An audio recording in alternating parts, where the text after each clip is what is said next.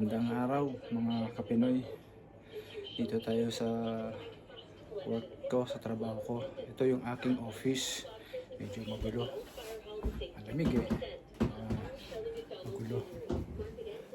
Kailangan natin magligpit. Magulo masyado. Kulong mag-isa dito sa office.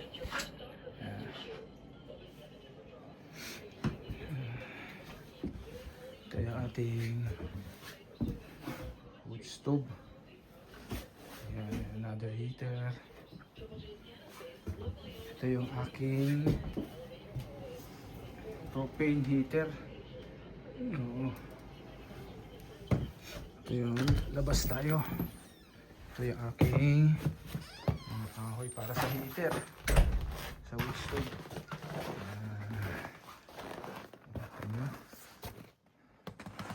Yan yung aking work. Yeah. Itong mga bag na to, mga recyclables yan, recycling, mga cardboard, yung iba na aluminum cans, hard plastic, plastic bottles, yan. Yan. Pina-crush namin. Ito yung isa naming crusher. Malamig dito sa labas kaya hindi ako nagka-crush ngayon dyan. Ito yung isang workshop namin. Dito ako nagka-crush para mainit. Yan yung isang crusher namin.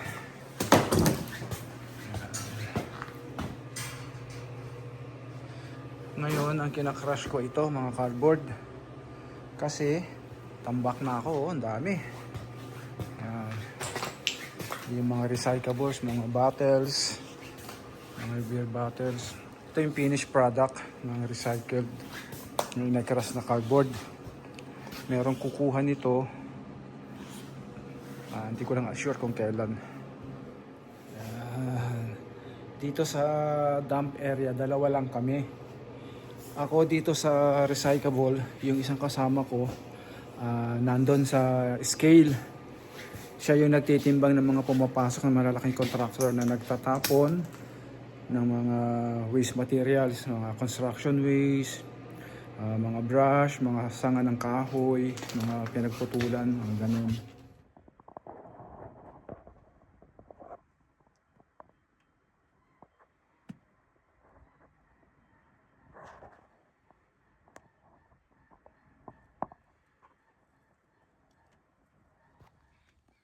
Yung paligid na yan is bush, kagubatan yan. May mga wild animals na lumalabas dyan. Yan.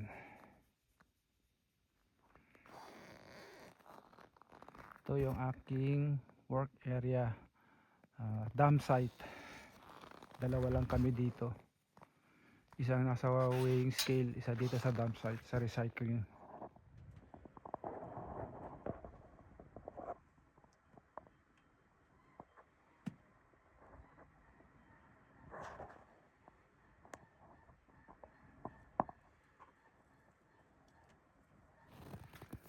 Ito yung bobcat na ginagamit ko panghakot ng mga kalat dito, saka pang plow ng snow. Yan. Mga lumang modelo. Yun. Yan yung office na yan. Yan yung weighing scale namin. Yung kulay blue, dyan dadaan yung mga sasakyan na i-weigh, ititimbang para malaman yung way in and way out nya, para masingil namin. Ayan. Dito tinatambak yung aming mga recyclables, ayan, mga free. Ayan, dyan lahat. Grabe lamig. Ito yung aming free store. Kalilinis ko lang nito, kadidispose ko lang ng mga ibang matatagal ng stock. So yung mga matatagal na nililipat na namin, inaalis na. Yan yung aming free store. Nandiyan yung mga damit, mga laruan, kung ano-ano na ayaw na ng mga tao dito. Ito yung aming bagong gawang free store. Hindi pa siya open kasi wala pang ilaw.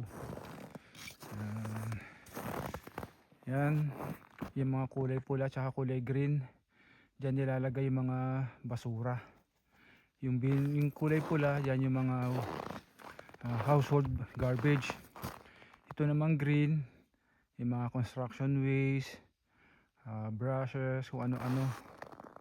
Tapos doon kasi sa loob, yun natambak na eh, oh. Yan, mga ano yan, sasakyan na sira, tinatambak dyan. Yan. Yan. Ito yung aking office pero mukhang ano, warehouse. Ito yung aking service. Yeah, grabe.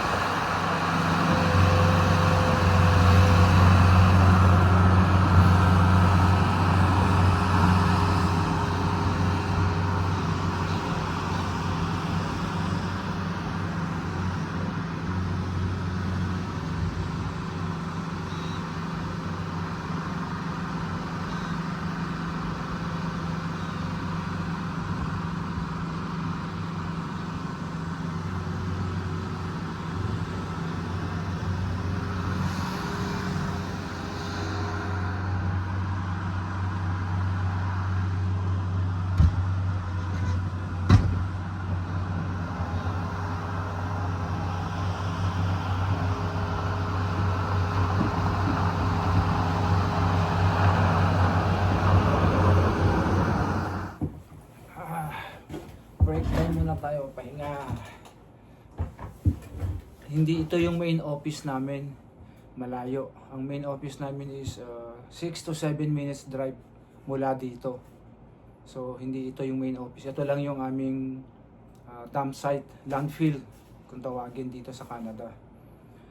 Medyo kailangan malayo sa kabahayan para kasi alam mo na, basura. Pero malinis naman ang basura dito. Hindi kagaya sa mga ibang lugar sa ibang bansa. No, hindi siya malibag talaga. Malinis siya. Minsan pag kulang ang tao, ako nagko-collection ako ng mga garbage sa mga bahay-bahay sa buong Teslin dito sa amin. Pag Tuesday, pag Friday naman, ang kino-collection kong garbage is mga commercials lang, mga tindahan, ganun, mga police station, school. Hindi siya masyadong mahirap. Tsaka malinis ang basura dito. Lahat naka-plastic bag. Bawal ang hindi. Pag ang basura mo hindi nakalagay sa plastic garbage bag, hindi kukuhanin. Bawal. Sobrang higpit dito sa Canada.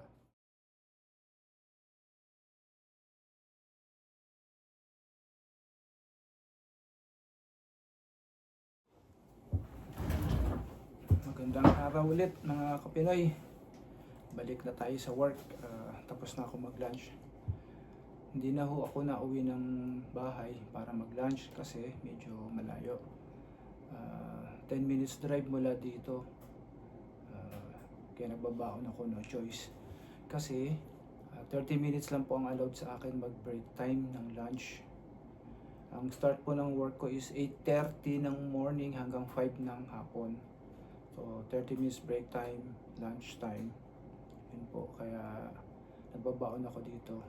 Meron naman kaming dito, microwave, nandoon sa scale office. Nakikiinit ako doon sa kasamahan ko. Time to work again. Pare ko, nagbutas. Malamig, sobra. Ito yung aming side door. Malamig.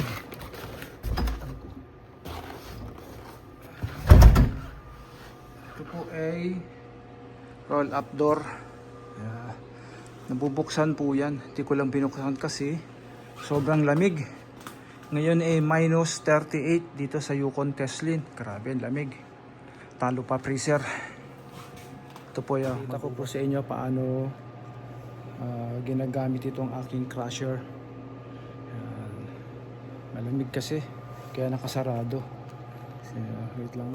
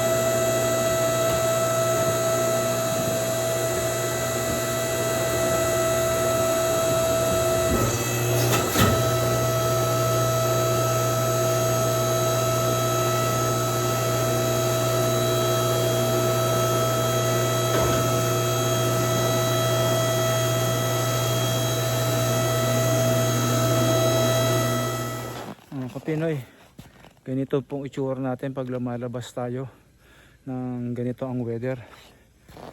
Kailangan natin nakabalot kasi sobrang lamig, hindi tayo tatagal. Ang advice sa amin pag sa work, 15 minutes sa labas, magtatrabaho 15 minutes, then babalik sa loob ng office para magpa warm up mga 30 minutes, and then after that 15 minutes lalabas ulit, then 30 minutes again warm up sa office, kasi hindi mo kakayanin, magkakaroon ka ng tawag nito, putok-putok sa muka, malamig sobra, hindi mo kaya.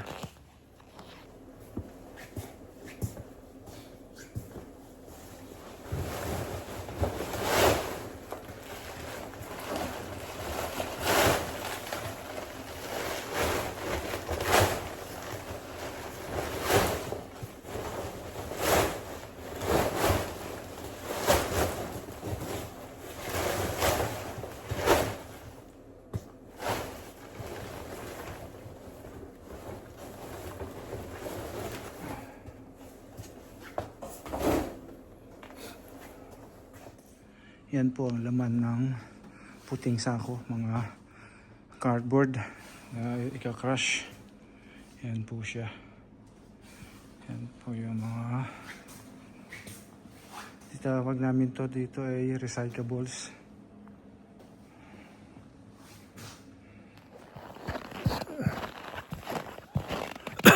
Grabe, lamig. Lamig. Minus 42. Grabe. Ganto kalamig dito. Nakakasamid yung lamig. Kapal ng yelo. Grabe, oh. Maraming salamat mga kapinoy, mga kabayan. Sana huwag kayong magsawa sa pag-like and share my videos sa panonood. Gusto ko lang iparating sa inyo na ganito yung sistema ng buhay namin dito sa Canada. At yung aking hanap buhay dito sa Canada. Ito siguro sa tingin ng iba, what you call this, mababang uri ng trabaho, pero dito sa Canada, ang ganitong klase ng trabaho, malaki ang sweldo. Nung una, akala ko di ko kakayanin pero that's life. Gusto kong kumita ng legal. Masarap ang buhay sa abroad kung sanay ka sa lungkot. Kung hindi ka sanay sa lungkot, hindi para sa'yo ang abroad. Kasi dito sa amin sa Canada, parang wala kang kapitbahay. Sa amin, may kapitbahay kami siguro malayo sa lugar namin. Meron kaming kadikit na kapitbahay pero wala lang, hindi naman kayo nagkiusap, hindi naman kayo nagkikita. Magkikita lang kayo sa simbahan. At least kami, ako nakikita ko siya kasi kasama ko siya sa trabaho. Hindi uso dito yung kagaya sa Pilipinas, dyan sa atin na pag may handaan nandito yung mga kamag-anak mo, mga kapitbahay mo, kumpare mo, inom dito, inom doon dito, wala. Tiis dito, sobra. Kaya sabi ko nga sa mga kaibigan ko, kung hindi kayo sanay sa tahimik na buhay o yung walang kapitbahay ba, hindi para sa inyo ang abroad. Masarap sa abroad kung sanay ka sa hirap. Kasi halos triple ang kinikita mo sa isang buwan sa abroad dito. Ang kinikita mo sa Pilipinas, triple ang kinikita mo dito sa abroad. Yung isang buwan mong kita sa Pilipinas, dito sa amin sa Canada, wala pa yata isang linggong kita ko yun eh. Kasi dito sa Canada, per oras ang bayaran. Depende sa rate, kasi depende sa trabaho mo, yung rate na sasahurin mo per oras. Maganda kita. Kasi pag pinadala mo sa Pilipinas, malaki. Sobrang laki. Kaya lang, syempre, yung buhay dito, iba sa buhay sa Pilipinas.